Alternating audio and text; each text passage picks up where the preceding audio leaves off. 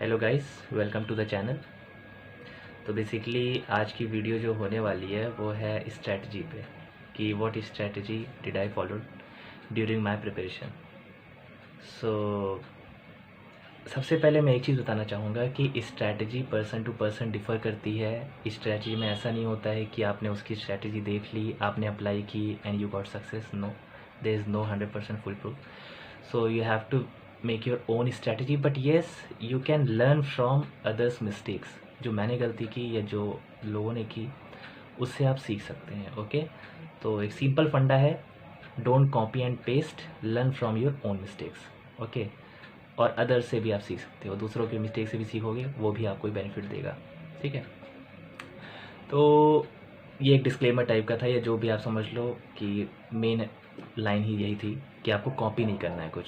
मैं बस शेयर कर रहा हूँ अपनी स्ट्रैटेजी कि मैंने क्या फॉलो किया था। अगर आपको कुछ लगे कि हाँ आप अपने टाइम टेबल शेड्यूल में इसको डाल सकते हो कुछ पॉइंट, बिल्कुल डालिए, क्योंकि होता है आप यहाँ से थोड़ा थोड़ा सा लेके आपका एक ऐसा बन जाएगा टाइम टेबल या स्ट्रैटेजी आपकी ऐसी होगी जिससे आपको बहुत आसानी मिल जाएगी एग्ज़ाम क्रैक करने के लिए, whether it is SBI IPO, IBP SPO या RRB PO। ठीक है, सबसे पहले मैं आपको अपने बारे में बता देता हूँ। मेरा सिलेक्शन हुआ है आर्यवर्त बैंक में। ठीक है, और अब आते हैं strategy, what strategy did I follow. तो सबसे पहले मैं आपको बता दूं, जब मैंने इसका प्री निकाला था, आई वॉज इन जॉब, मैं जॉब कर रहा था। ठीक है, और तो इंग्लिश के लिए मैं बेसिकली न्यूज़पेपर ही पढ़ता था। ठीक है, इंडियन एक्सप्रेस न्यूज़पेपर पढ़ता था मैं। और सेकंड फिर आती है मैथमेटिक्स। मैथमेटिक्स मेरी ठीक ठाक थी, और हाँ, it was my first attempt, ये भी बताना ज़रूरी है। तो मैथमेटिक्स मेरा ऑलमोस्ट थोड़ा बहुत ठीक था, लेकिन हाँ, जैसे मैंने स्टार्टिंग में जब मॉक दिया तो मेरे नंबर नहीं आ रहे थे। ठीक है, इतना तो है कि हाँ, क्वेश्चन बन जाते हैं, वो सबसे ही बन जाते हैं जिसकी भी थोड़ी बहुत अच्छी मैथ है, क्वेश्चन बन जाते हैं, लेकिन टाइम लगता है। The main important point is कि आपको वही क्वेश्चन करना है लेकिन कम समय में। ठीक है, क्वेश्चन वही होते हैं 10th 12th वाले, 8th 9th 10th वाले, राइट, क्योंकि बोर्ड स्ट्रीम, टाइम स्पीड, मतलब ये सब लोग हम लोगों ने पढ़ा है, मिसिंग नंबर, रॉन्ग नंबर। ठीक है, तो सिलेबस एक बार आप गो थ्रू कर लेना। तो मैथमेटिक्स का ये हो गया कि मैंने फिर प्रैक्टिस की थी सिंपल। जो जो मेरे वीक पॉइंट रहते, जब मैं मॉक देता था उसको देखता था कि मेरी गलती कहाँ हो रही है, तो उसको मैं नोट कर लेता था, उस पर थोड़ा प्रैक्टिस करता था। मैं कहाँ से देखता था, एक स्टडीफाइड नाम का चैनल है आशीष अरोड़ा सर का, वहाँ से देखता था। अमर सर का कभी कभी देख लेता था, मेरे फ्रेंड ने मुझे सजेस्ट किया था, तो वो मैं देख लेता था। और इसके अलावा मुझे कुछ याद नहीं आ रहा कि मैंने और कहीं से देखा था, क्योंकि मुझे बस ये चाहिए था कि मुझे प्रैक्टिस करनी है, दैट्स ऑल। ठीक है, अपनी मुझे खामियां पता चल जा रही हैं मॉक टेस्ट में। ठीक है, जो मैं मॉक टेस्ट दे रहा हूँ और सीख ले रहा हूँ मैं क्वेश्चन लगा लगा के। ठीक है, फिर एक मैथ का एक और चैनल है, वो अभिनय मैथ सर का है, लेकिन वो बेसिकली SSC का सिलेबस कवर करते हैं, तो मैं बैंक की प्रिपरेशन के लिए वो आपको नहीं रिकमेंड करूँगा। ठीक है, तो आप स्टडीफाइड आप देखिए, वो ज़्यादा अच्छा है। ठीक है, और DI वगैरह के लिए आप अंकुश लांबा सर का बैंकिंग क्रॉनिकल प्लस रीजनिंग, जैसे कि रीजनिंग में मैंने फुल स्कोर किया है।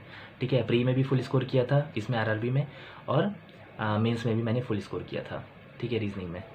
तो आप बैंकिंग क्रॉनिकल, बिल्कुल मैं पूरा गारंटी के साथ कह रहा हूँ, आप उनकी जितने भी वीडियोस हैं ना वो देख डालोगे ना, आपके रीजनिंग में मुझे नहीं लगता 90% से कम मार्क्स आने वाले हैं। ठीक है, ये पक्की बात है। पेड वाला नहीं, सब फ्री। मैंने कुछ कहीं का भी कोई कोर्स नहीं लिया था, सिर्फ टेक्स्ट बुक की मैं मॉक लगाता था कि अगर आप मॉक का क्वेश्चन करो तो मैं टेक्स्ट बुक का मॉक लगाता था। फिर आते हैं, इंग्लिश हो गया, मैथ हो गया, रीजनिंग भी बता ही दिया मैंने। ठीक है, बस यही मेरी स्ट्रैटेजी थी। अब आपको बता देता हूँ मेरा शेड्यूल क्या था, बेसिकली मैं कैसे पढ़ता था। ठीक है, स्ट्रैटेजी तो एक हिसाब से आप समझ लो मेरा सब्जेक्ट कहाँ कहाँ से मैं कवर कर रहा था। मेरी जॉब रहती थी लगभग 9 घंटे की, जब मैं प्री का बता रहा हूँ, क्योंकि इसका एग्ज़ाम हुआ था, जहाँ तक मुझे याद आ रहा है सितंबर या अक्टूबर में एग्ज़ाम हुआ था। ठीक है, तो उसके बाद ही मैं सबसे पहले मॉक देता था, 2 या 3 दिन में एक बार मॉक देता था, देखता था कहाँ कहाँ वीक पॉइंट है। फिर 1 घंटा मैं निकालता था, मैथ को डेडिकेट करता, कोशिश करता था 1.5-2 घंटे दे दूँ, लेकिन नहीं हो पाता था, क्योंकि आप थोड़ा थक भी जाते हो, तो वो 2 घंटे की टारगेट रहता था, लेकिन 1 ही घंटा हो पाता था। ठीक है, तो वो मोस्टली ऐसा होता ही है। तो एक तो ये हो गया। न्यूज़पेपर आप कोशिश करो रोज़ पढ़ो। ठीक है, क्योंकि इससे आपकी कॉम्प्रिहेंशन एबिलिटी डेवलप होती है, नए नए वोकैब सीखते जाते हो। ठीक है, वोकैब, जैसे कुछ लोग एक मिथ फैलाए रहते हैं कि बिना वोकैब के नहीं हो पाएगा, ऐसा नहीं है। ठीक है, लेकिन हाँ, कुछ बेसिक वोकैब्स हैं जो आपको आनी ही चाहिए। ठीक है, और हालांकि मैं कहूँ कि बहुत बड़ा सिग्निफिकेंट इम्पैक्ट डालने वाला है वोकैब, नो, ऐसा नहीं है। आपकी कॉम्प्रिहेंशन अगर बहुत अच्छी है, आप फिलर्स वगैरह में आपको बहुत हेल्प मिलेगी। कॉम्प्रिहेंशन एक ऐसा बेसिक पार्ट है ना इंग्लिश में कि अगर आपकी बहुत अच्छी है, आप ग्रैस्प कर ले रहे हो कि हाँ पैसेज का मतलब क्या है, पैसेज की टोन क्या है, क्या कब क्या हुआ, कुछ भी अगर आपको फिल करना है आप उसको अगर कर ले रहे हो ना, उससे आपका एक तो वो वाला पूरा कॉम्प्रिहेंशन वाला पार्ट कवर हो जाता है, प्लस फिलर्स भी कवर हो जाते हैं। ठीक है, थोड़ी बहुत अगर आपकी वोकैब अच्छी है तो आपके वो जो जॉइनिंग सेंटेंस वाले होते हैं या जंबल वाले इधर उधर कूदाने वाले होते हैं वो सब कवर हो जाता है। ठीक है, फिर तो इंग्लिश में मेरे भी ठीक ठाक स्कोर थे। मैं कोशिश करूँगा, मैं शेयर कर दूँगा डिस्क्रिप्शन में अपना स्कोर कार्ड भी। हालांकि मैंने किया है, आप चेक करेंगे पुराने वीडियोस में मैंने किया है, उसका भी मैं लिंक शेयर कर दूँगा। ठीक है, तो मेरे स्कोर भी ऐसे ही थे, 127 समथिंग थे। फिर इसके बाद आता है मैथ। ठीक है, तो मैथ्स में भी तो जैसा कि मैं बताया था, फिर मैथ में भी बेसिकली वही अंकुश सर का आप देखो, और वो एनफ है मुझे लगता है, आप उसको देख लो, क्योंकि मेरे पास भी ज़्यादा टाइम नहीं रहता तो मैं भी 1-2 घंटा दे पाता था। हाँ, एक चीज़ आप ज़रूर करना, पज़ल हर रोज़ लगानी है, मेंस लेवल की पज़ल। हाँ, चाहे आप प्री प्रिपरेशन कर रहे हो, आपको मेंस लेवल की पज़ल रोज़ लगानी है।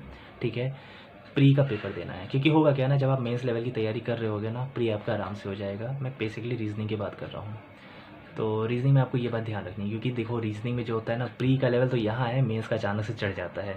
तो बहुत बच्चे होते हैं, आधे लोग तो इसलिए निकाल पाते हैं। कुछ लोग को लगता है कि प्री निकल गया तो मतलब एग्ज़ाम हो गया। ठीक है, नहीं, असली एग्ज़ाम मेंस होता है। प्री तो खाली आपको एक प्रिलिमिनरी राउंड होता है जिसमें आपकी स्क्रूटनी की जाती है। ठीक है, तो ये हो गया, बस मुझे लगता है यही काफ़ी है। अब आते हैं द इम्पॉर्टेंट पॉइंट, जो एक सब्जेक्ट है वो है जनरल अवेयरनेस, जिसको मैं मिस नहीं कर सकता। जनरल अवेयरनेस में जिसमें आपका स्टैटिक पोर्शन आता है, थोड़ा बैंक का फिनेंशियल अवेयरनेस आता है कि आप कितना अवेयर हो, बैंक की टैगलाइन, हेडक्वार्टर्स। हालांकि अब वो जमाने गए जब ये सब आते थे क्वेश्चन, अब तो मेनली फोकस होता है इनका जनरल अवेयरनेस। अभी जो करंट में बैंक से रिलेटेड RBI ने क्या निकाला, या सेंट्रल गवर्नमेंट की स्कीम्स कौन सी हैं, या किसी स्टेट की कोई बहुत प्रचलित अगर स्कीम हो गई तो उसके बारे में बात होती है। तो ये सबसे क्वेश्चंस आते हैं, फुल फॉर्म वगैरह भी आ जाता है। ठीक है, और तो इसके लिए आपको करना क्या है, मैं क्या करता था, मैं आपको अपना बताता हूँ, या आप भी कर सकते हो। ठीक है, आपको बाकी जो ठीक लगे आप वो करिएगा। ठीक है, लेकिन आप कर सकते हो, जैसे मैं करता था, आशीष गौतम सर का रोज़ मॉर्निंग में 7 AM पे वीडियो आता है, अड्डा 247 चैनल है, तो उस पर वो उनका आता है, उस पर वो बताते हैं पूरा करंट अफेयर। तो उसमें उनकी अच्छी बात क्या है कि वो सिर्फ करंट अफेयर नहीं बताते हैं रोज़ की, वो पिछला भी हमेशा रिवाइज़ करवाते हैं, तो उनकी ये बात अच्छी है। तो आप उनको फॉलो कर सकते हो। मुझे लगता है, बिलीव मी, आपका 1 घंटे में उनका खाली 15 या 20 मिनट का ही करंट अफेयर्स का सेक्शन होता है, लेकिन आप पूरा देखो। पूरा देखने से क्या होता है ना, क्योंकि मैटर ये नहीं करता आप हर रोज़ पढ़ाई कितनी कर रहे हो, मैटर ये करता है कि आप जितना पुराना छूट गया ना उसको कितना बनाए रखते हो। ठीक है, क्योंकि वो छूटता चला जाता है हमारा पीछे, वो गड़बड़ी हो जाती है कि हमने पढ़ा तो सब लेकिन कर कुछ नहीं पा रहे हैं। तो वो सब भी हमको रेगुलर वो सर रिवाइज़ करवाते रहते हैं। ठीक है, सेम कंसेप्ट अच्छा हर जगह अप्लाई होता है, जो पिछली मैंने 2 लाइन बोली वो हर जगह अप्लाई होता है, चाहे वो, क्योंकि अभी आप पज़ल 7 दिन ना लगाओ ना, बिलीव मी, आप खूब पढ़ो 7 दिन या 10 दिन मैथ और पज़ल छोड़ दो, मतलब रीजनिंग वाला सेक्शन छोड़ दो, आप फिर मौक दो, आपको लगेगा ना कि आपने बहुत प्रिपरेशन कर लिया, चलो 7 दिन आराम कर लेते हैं, नहीं होगा कुछ। ठीक है, नंबर नहीं आएंगे। एक अच्छा खासा आपको परसेंटाइल, अगर आपके 95, 96, 97 आ रहे होंगे, आपके 80 से कम आ जाएंगे परसेंटाइल। ठीक है, तो ये है जो मेरे साथ होता था। Maybe you are an exception. ठीक है, बट ये मेरे साथ होता था, तो बिल्कुल मैं इसलिए जो सच है वो बात करना चाहता हूँ। ठीक है, कुछ हवा में बातें नहीं है करनी है। ठीक है, बाकी यही मेरी कोशिश है कि अगर मेरे से थोड़ी सी भी, अगर किसी के एक को भी हेल्प मिल जाए ना, बहुत अच्छा है। ठीक है, मुझे भी अच्छा लगेगा। और तो जनरल अवेयरनेस की, अच्छा एक और बात है, जनरल अवेयरनेस की मैं एक पॉइंट और शेयर करना चाहूँगा। कुछ लोग सोचते हैं कि चलो पहले हम प्री निकाल लेते हैं फिर जनरल अवेयरनेस की तैयारी करते हैं, तो ये बहुत गड़बड़ हो जाता है एक्चुअल में। जब आप फिर देने जाते हो ना पेपर, होता क्या है कि जो रीजनिंग, मैथ और जैसे RRB में तो हिंदी भी लेते हैं लोग, तो इसमें होता क्या है कि रीजनिंग का पेपर आता है टफ, मैथ का भी आता है टफ, तो इसमें लोग ज़्यादा स्कोर ही नहीं कर पाते हैं। बाजी वो मार जाता है जिसके जनरल अवेयरनेस में बहुत अच्छे स्कोर थे। जैसे मेरे भी अराउंड 40 में से मुझे याद आ रहा है 25 या 25 प्लस था। ठीक है, अच्छा आपको लग रहा होगा 25 प्लस कौन सा तोप मार दी, क्योंकि देखिए आपसे कोई अगर SBI के चेयरमैन का नाम पूछता है, अगर आपको वो पता है ऑलरेडी, हल्का फुल्का आप भूल भी गए हो, लेकिन आपको 4 ऑप्शन जैसे ही दिखेंगे आप उसको टिक मार लोगे। ठीक है, किसी ने पढ़ाई नहीं है तो वो नहीं बता पाएगा, तो आपको एटलीस्ट पढ़ा होना चाहिए सब कुछ। ठीक है, तो जनरल अवेयरनेस जो गलती लोग करते हैं, जिसके बारे में मैं बात कर रहा था, ये कि वो सोचते हैं कि हम प्री निकाल लें, मेंस के पहले हम पढ़ लेंगे 10-12 दिन में, ठीक है। ये बहुत बड़ी गलती होती है, क्योंकि इतना सारा 3-4-6 महीने का 6 महीने की कम से कम आपको पूरा करंट अफेयर्स रेडी रखनी है। और एक एक बार बस आप पूरा एक बार स्टैटिक पार्ट भी देख लेना, बैंक का कवर कर लेना, कहीं से भी कवर कर लेना, ठीक है, तो वो हो जाएगा। बहुत सारे सोर्सेस हैं।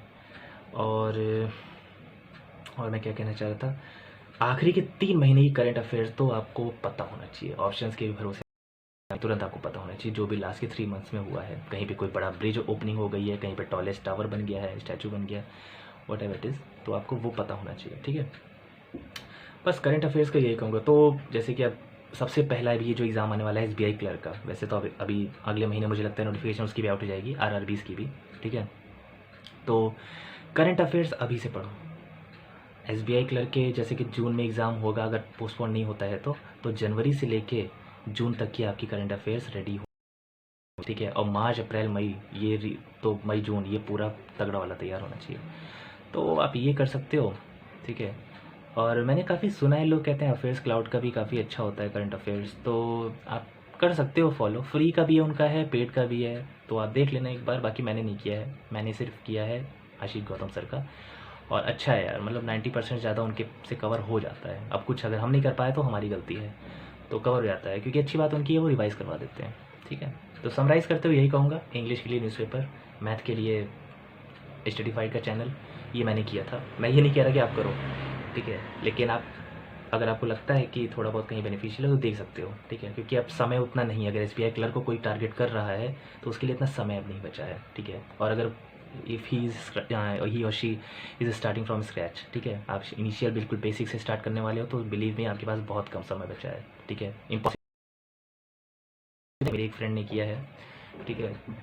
तो यही है, बाकी कितना मैंने बता दिया ना। इंग्लिश, मैथ, अंकुश सर का बैंकिंग क्रॉनिकल नाम का चैनल है, रीजनिंग, ये सब लगाना शुरू कर दो, आप हो जाएगा। मतलब अगर आप फुल टाइम प्रिपेयर कर रहे हो जाएगा, इतना ज़्यादा चिंता करने की ज़रूरत नहीं है, ठीक है। तो ये मेरी स्ट्रैटेजी है। आपको अगर अच्छी लगे तो प्लीज़ कमेंट में शेयर करिएगा, और मैं भी बातें करूँगा आपसे। और अगर और भी कुछ आपको डाउट हो, कुछ भी जानना हो, तो प्लीज़ कमेंट करके पूछिएगा, मैं पूरी कोशिश करूँगा रिप्लाई करने को, ठीक है। और ऐसे ही मैं अपनी वीडियोस शेयर करता रहूँगा, आपको बताता रहूँगा अपने एक्सपीरियंसेस के बारे में, नॉट ओनली अबाउट बैंकिंग, मैं और भी मेरा जो एक्सपीरियंस अभी तक रहा है, ठीक है, वो भी मैं बताऊँगा आपको। और 2019 पास आउट हूँ मैं, ठीक है, और ये मेरा फर्स्ट बैंक का एग्ज़ाम था जो क्लियर हुआ, ठीक है। बाकी इसके बारे में भी मैं आपको, और इससे अलग भी कुछ आपको जानना हो, कुछ भी तो you can subscribe to the channel, like the video, ठीक है, जिससे हम इंगेज रहेंगे, ओके। तो thank you so much, bye.